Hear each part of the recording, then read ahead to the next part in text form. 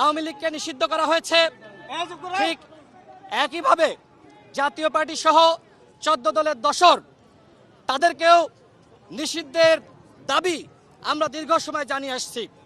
আমরা নির্বাচন কমিশনে আনুষ্ঠানিকভাবে আমরা অভিযোগপত্র দিয়েছি, আমরা প্রধান উপদেষ্টা বরাবর অভিযোগপত্র দিয়েছি। আমাদের কাছে তথ্য আছে চাপার কাদের উপর ভর করে আপা ফিরে আসার একটি চেষ্টা করছে।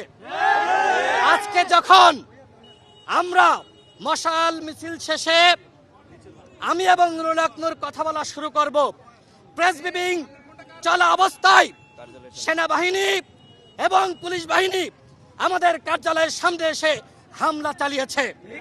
আমরা জানতে চাই আমাদের উপর যে হামলা করলো শুধুমাত্র কার্যালয়ের সামনে না, আমাদের কার্যালয়ের ভিতর ঢুকে সেনাবাহিনী এবং পুলিশ হামলা চালিয়েছে। এই হামলায় ডক্টর মোহাম্মদ ইউনূসের বা তার স্বরাষ্ট্র উপদেষ্টার বা এই অন্তর্বর্তীকালীন সরকারের কোন উপদেষ্টার ইন্ধন ছিল কিনা সেটা আমরা প্রেস সচিবের কাছ থেকে জানতে চাই। তিনি উপস্থিত আছেন। আজকে সেনাবাহিনী বুট জুতা দিয়ে নুরুল হক নূরকে পাড়িয়েছে।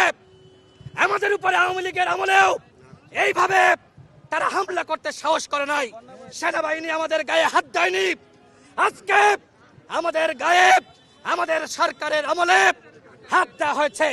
প্রথম দফায় আমার উপর হামলা হয়, আমার আঙ্গুল ভেঙে গিয়েছে।